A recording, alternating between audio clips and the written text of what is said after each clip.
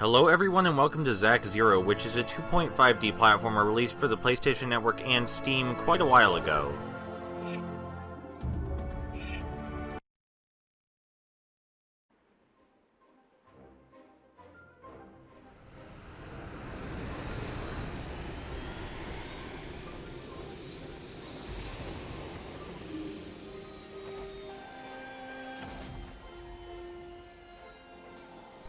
What a heroic pose. This game was developed by the creators of Fantas and Fantas 2, or Game Over.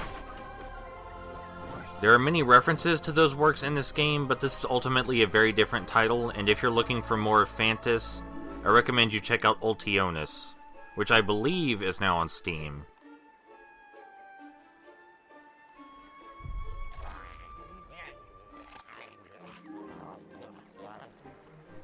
Zack 0 feels something like an attempt to bring 2D platforming into a new era. We can change to a whole bunch of different powers. 3 actually, fire, earth, and ice. And each powers have their own unique strengths and weaknesses. If you switch between powers frequently in combat, you get a much higher score, if you care about scores. Virtually all of the combat abilities are equally useful. Unless you don't have any of your powers available because they've run out of energy, in which case you want to do this ground pound. It's the only area of effect attack that regular Zack has.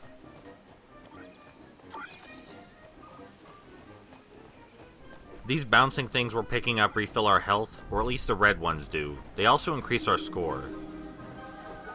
So you might not figure it since this game is mostly 2D, but this is actually a collectathon. The stages are very large, sometimes 30 minutes long, and there are a lot of collectibles in them. The collectibles give you experience points, which we don't need to talk about right now because we have all the powers at this moment. The powers are used for the platforming segments just as much as the combat. For example, the fire power lets us hover. I wanted to hit this bird enemy, but he's flying downward for some reason. So we're gonna see if we can get him to respawn. But yes, all of the powers are used for platforming as much as they are combat. He came back. But none of the platforming powers are particularly unique. It's something you've probably seen before in some other game, even if you haven't seen them all in the same game.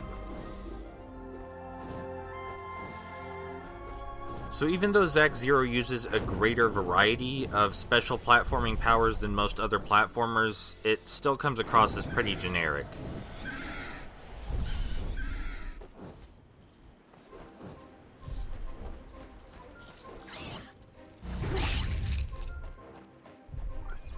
I do like that each power has a theme that ties in with its elemental uses. Rock obviously makes you stronger in general, allows you to bust open doors and stuff. Fire makes you more mobile, not sure how they got that, but it works. And ice freezes things, including time.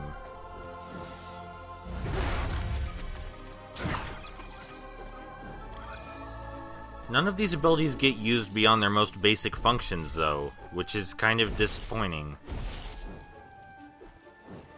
By watching this first level, you pretty much get an idea of the game design for the entire game, because they give you all the powers here. And when you get them back later, because of course you lose them, because otherwise the game wouldn't have any progression, but when you get them back later, they aren't used for any new things. They're just used for the same things you see in this stage, but much later. So at the end of the game, it just feels like you're playing the first stage over again, which is not a good thing.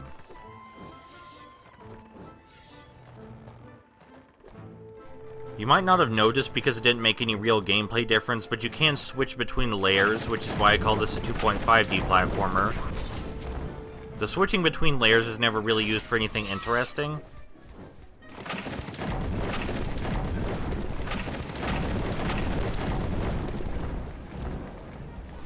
Zack simply doesn't move fast enough for this game to be Twitch-based, so they can't really do a lot with moving between layers. One of the most fun aspects of the game is figuring out how to deal with the combat. Finding out how to take care of individual enemies and their patterns. But that also doesn't say a lot because there's not a lot of enemy types.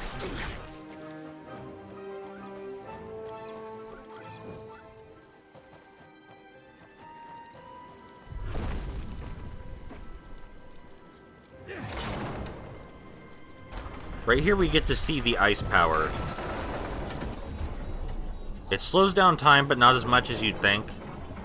So you do really have to book it still. Once upon a time, I did 100% this game, got all the collectibles, got all the trophies. So I can definitely say this is not a bad game. It seems like it was designed to bring 2D platforming into a new era. But they seem to misunderstand the progress that the genre has made. There are games that use Zack Zero's ideas in a much more interesting fashion.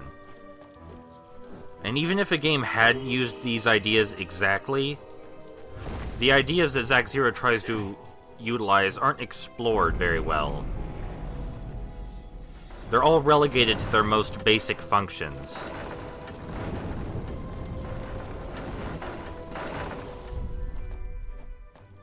Sometimes the stage diverges upon multiple paths. It's not always easy to tell where you have to go next. Usually you want to go the opposite of where you're supposed to go next, because there are collectibles in that direction.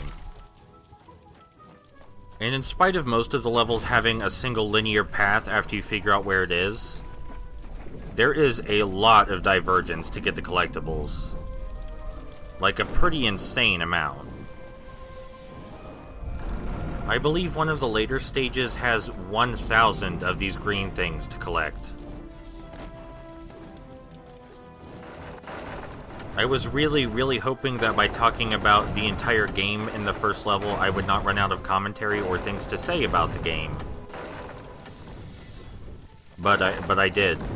So we're gonna skip to the only new enemy type of this stage and show it off, and then we'll be done here.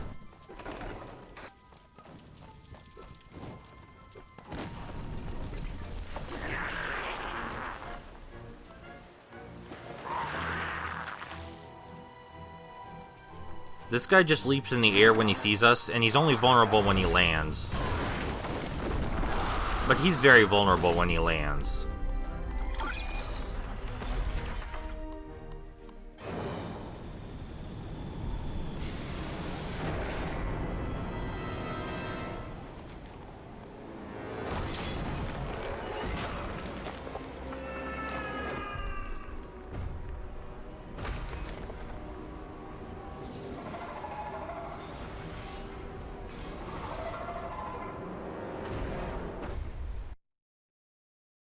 The robots, who think Zack is dead, return to the base with the evil Zulrog. Dead? Not at all.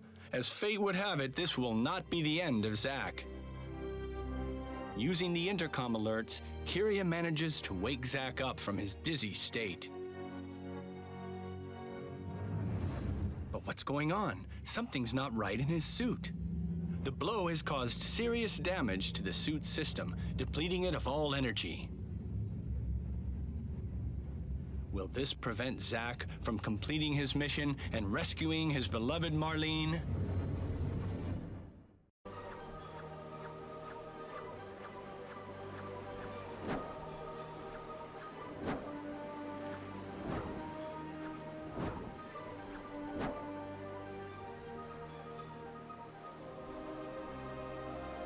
So they make you actually watch all your powers be reduced to level 1. A lot of games pull this trope, and it's not a bad trope.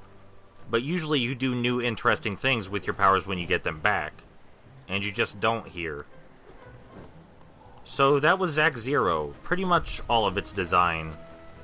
Which is unfortunate.